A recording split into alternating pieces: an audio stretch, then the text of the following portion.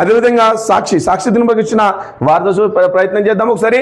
దమ్ము కొడితే దుమ్ము రేపుతారు, ధూమపానంపై రైల్వే నిబంధనలు కఠినతరం చేసిన కేంద్ర ప్రభుత్వం, భారీ జరిమానాలు, అవసరమైతే టికెట్ రద్దు, జైలు శిక్షలు, జన్ విశ్వాస్ చట్టం నిబంధనల సవరింపు అమలు షురు, గెజిట్ నోటిఫికేషన్ జారీ, జూలై 1 నుంచి అమలు, రైళ్లలో ధూమపానానికి బెర్తుల ఆక్రమణకు చెక్ పడే అవకాశం. ఇక ప్రధానంగా మనం 3 పేజీలు వచ్చి సాక్షి దినపత్రిక చూసే ప్రయత్నం చేద్దాం. ఇక దమ్ము కొడితే దుమ్ము రేపుతారు, ధూమపానంపై రైల్వే నిబంధనలు కఠినతరం చేసిన కేంద్రం, భారీ జరిమానాలు, అవసరమైతే టికెట్ రద్దు, జైలు శిక్షలు, జన్ విశ్వాస్ చట్టం నిబంధనల సవరింపు అమలు షురు, గెజిట్ నోటిఫికేషన్ పై జారీ, జూలై 1 నుంచి పకడ్బందీగా అమలు, రైళ్లలో ధూమపానానికి బెర్తుల ఆక్రమణకు చెక్ పడే అవకాశం. ఇక రైల్లో ద్వారాల వద్ద నిలబడ్డారో వాష్రూమ్లకు వెళ్ళో ధూమపానం చేసేవారిపై జాగ్రత్త పడాల్సిందే, జేబులు చెక్ చేసుకున్న తర్వాతనే సిగరెట్ ముట్టుకోవాల్సిందే.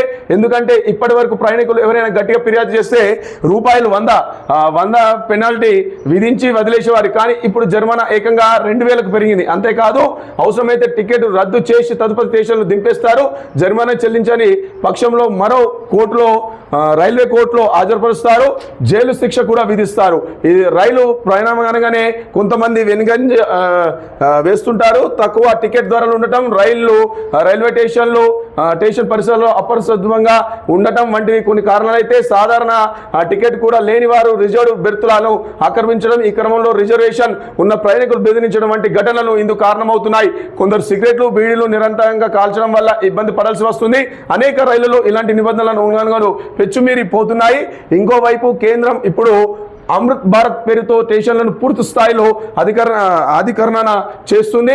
సరికొత్త LHB కోచ్లు ఏర్పాటు చేస్తుంది. ఆధునిక వందే భారత్, అమృత్ భారత్ రైళ్లను ప్రవేశపెడుతుంది.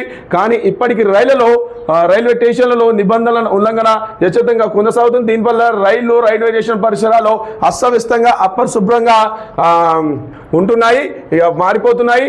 అదేవిధంగా ముఖ్యంగా నిబంధనలను ఉల్లంఘిస్తే వారితో తోటి ప్రయాణాలకు తీవ్ర అసౌకర్యం ఏర్పడుతుంది. కొన్ని సందర్భాల్లో రైలు ప్రయాణం అంతా ఆలోచించాల్సిన పరిస్థితి ఉంటుంది. ఇది